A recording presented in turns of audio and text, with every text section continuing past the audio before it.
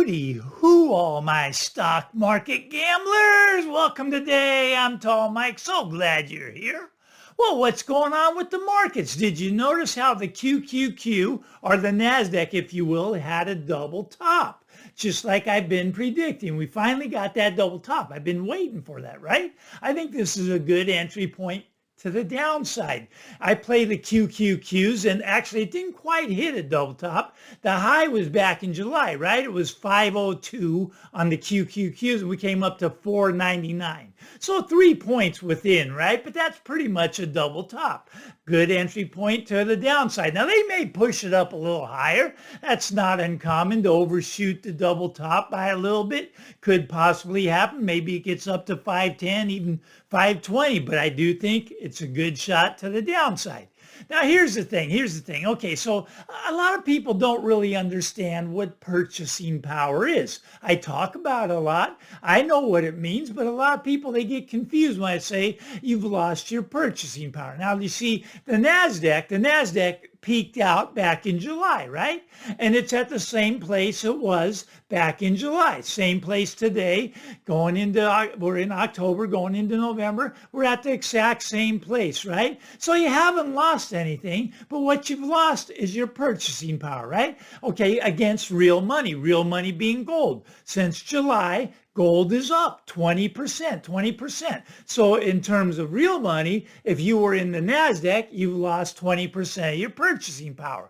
Now, it was fascinating to me. I was listening to this podcast the other day, and there was a Bitcoin podcast. And man, that Bitcoin's a religion, right? Because it's starting to go up again, right? It's 68,000 again. That's almost that 70,000. The record was 70,000. Now that happened 3 years ago, right? Back in 2021, it was 70,000, and now it's 68,000. So on the podcast, they were saying, and they're intelligent people, but they were saying how Bitcoin hasn't lost any of its purchasing power like the dollar has. If you were in the dollar, you would have lost purchasing power. And I'm sitting here thinking, well, that's just wrong, right? They're saying that Bitcoin's the same place it was 3 years ago. So it hasn't lost its purchasing power. Well, Bitcoin is priced in dollars, right? $68,000. Now, those dollars do not buy as much today, right? They buy 25% less. So against dollars, it's lost 25% of its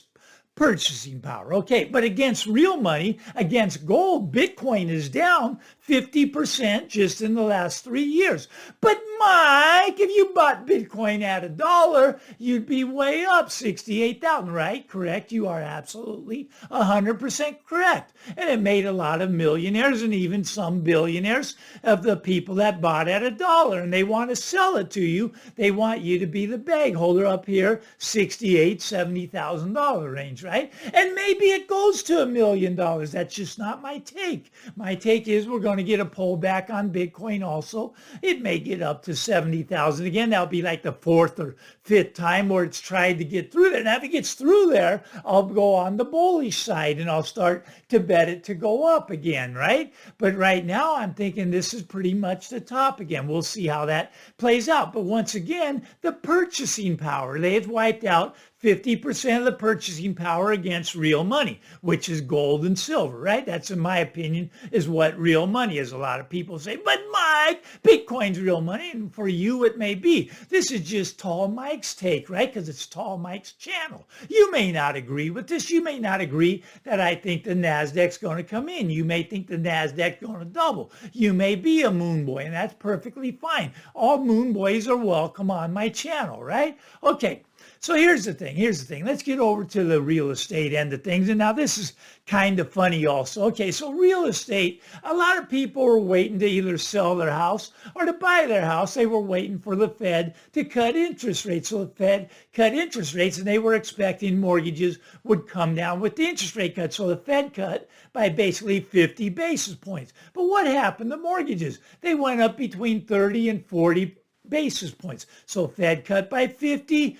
Mortgage rates went up by 40. What's going on here? Well, you see, the Fed has lost control, right? The Fed does not control the long end of the curve. Now they can, right? Okay, like Kamala, she's probably got a plan saying the banks are gouging you on these mortgage rates because the Fed cut interest rates. So the banks, they're now gouging you, and she's going to penalize those banks, right? Anyways, maybe she comes out with the law that no mortgage can be given for more than 1%. And they could do that, right? Get the backing of the Fed to give everybody a 1% mortgage, right? It could happen. I'm not saying that cannot happen. Now, what you would see at that point would be hyperinflation, right? The printing of money would take place to fund all those mortgages. So maybe her plan is to put price controls on the cost of money, the cost of money being your mortgage. She can put a price control at 1%, and she can actually get the Federal Reserve to fund that for her, right?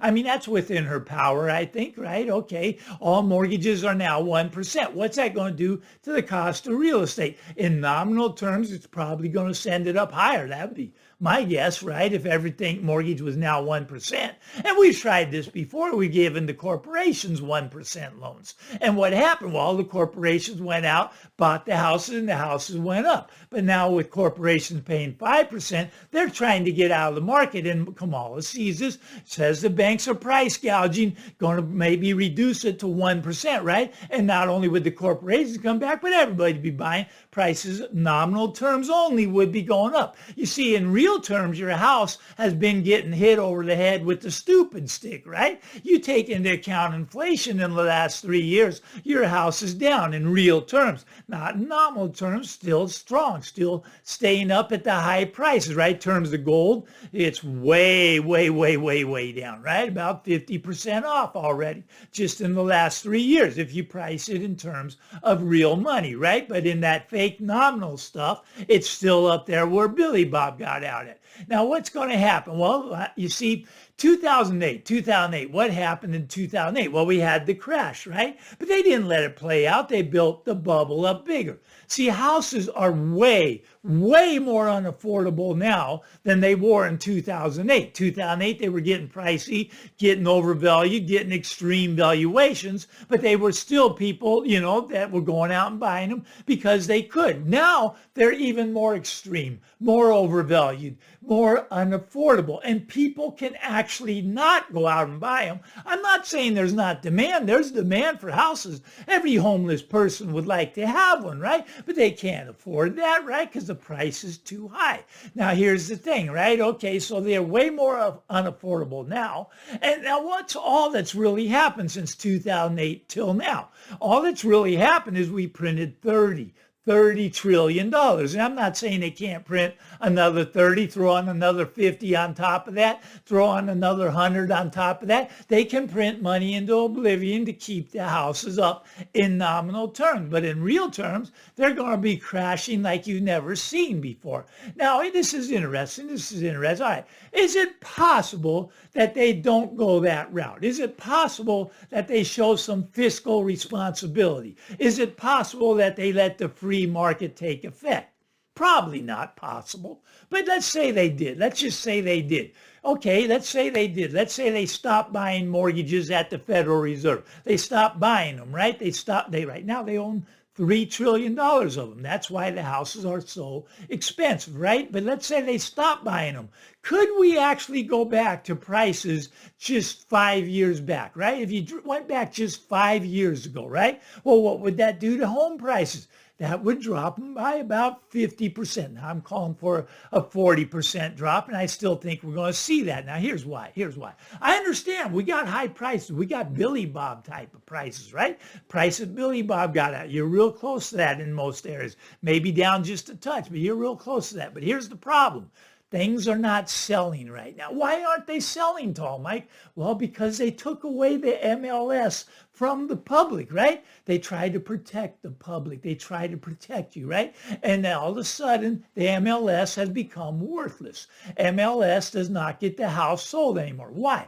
Because you cannot advertise for a buyer broker. The buyer broker brings in the buyers, and they can no longer advertise them, so the buyer brokers aren't getting paid. So they're saying, well, I'm not going to bring you a buyer. So things are sitting on the market a lot longer, a lot longer. You're not going to hear about this till December, till after the election. They're holding this news back. This news is not going to come out till after the election. But things are so frozen up in the real estate market, right? Okay, so we got high prices. We got no MLS anymore, right? I mean, the MLS is ineffective, and we got the rates of the mortgages are going up, not coming down. Isn't that fascinating?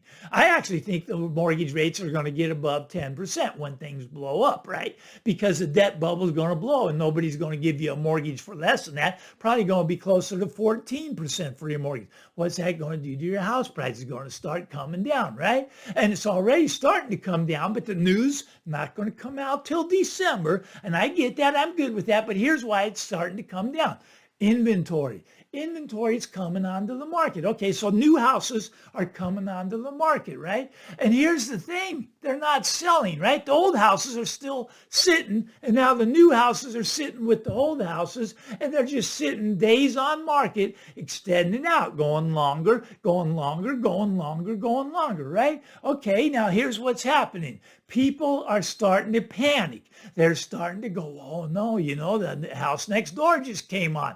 Well, they came on a little bit lower than me. I got to get a little bit lower than them. Well, that next house next door went a little bit lower than you. And they're still not selling, frozen up, right? So here's the thing. Pretty soon the dam breaks, right? The dam breaks and they'll take anything. They just want to get out. They see the panic coming. They see the inventory coming on. They see mortgage rates going up. They see the MLS can't get anything sold. The market's frozen up. And all of a sudden those high prices that Billy Bob got out at, Billy Bob's sitting on the beach in Mexico waiting for this all to play out. And believe me, it will play out. It's just taking a little bit of time. Granted, I agree this overvaluation, this extreme bubble that we're in, it does have legs, right? They've been able to kick the can down the road farther and farther, and that's okay. It's going to break at some point, and that point is really soon, right? The dam is starting to break. Why? Because the market froze up. They took away the MLS. They're seeing rates going up. They're seeing inventory coming on. This is a black swan event in real estate. It's called the perfect storm, right? Everything's going against the seller right now, but this isn't going to come out till December. You're going to hear about this in December, after that election, right? And everything up until that election's perfect, right? I mean, everything's great. I mean, the Biden administration got the economy running on all cylinders, right? I mean, we got closing 12,000 CVS stores. I don't know how many layoffs at Boeing. I don't know, 17,000 or so. Amazon laying people off. Everybody's laying people off. Once they're out of jobs, what happens? Can't make the mortgage payment. Dump the house onto the market. The dam is starting to break. I'm telling you, look, I'm a real estate broker. I don't want to see the dam break. I want to see houses to sell at very high prices because I get paid a lot of money when I sell a house at $3 million instead of when it's at $1 million, which they'll probably fall back to. I'd much rather have my paycheck based on $3 million than based on $1 million. I don't want to see this happening, but I see it happening because I'm boots on the ground. I talk to realtors all day long. I know what's going on out there. They're calling me, hey, Mike, I can't advertise this on the MLS, but I'll give you 5% if you bring me a buyer. 5%, or you were only offering 2.5 on the MLS. I know, but we can't offer 2.5, so now we're going to offer 5 once again. Public getting screwed by the new law, right? Now, they should reverse this law. Eventually, there should be a revolt from the public. There should be an uproar. The public's getting hurt, and they're getting hurt real bad. Okay, we'll see how it all plays out, but the dam's breaking. The inventory's coming on. People are losing their jobs right and left. It's not the best economy. It's not even the economy that they're talking about. These jobs numbers they're reporting, how they're pulling them out of their butt. They don't know what the numbers are, right? They just make them up because it's an election. We got an election coming up. We got to get those job numbers up, right? Well, but the job numbers are down. Don't worry. We just had 2 million government jobs. Put them in the jobs number. Make it go up. Make it go up. This has to be the election year, right? Weird stuff is happening out there, but in December, this comes tumbling down, comes crashing down hard. That's just my take. Now, granted, I know your take's different. I know you're a moon boy. A lot of moon boys watching me. I see you in the comments, right? Houses are going to double from here. Just ask Dave Ramsey. He'll tell you. Anyways, if you like this stuff, give me the thumbs up. Why not? But punch that subscribe button first. Get out there, everybody. Have a great day, and we'll talk again real soon. Bye-bye now.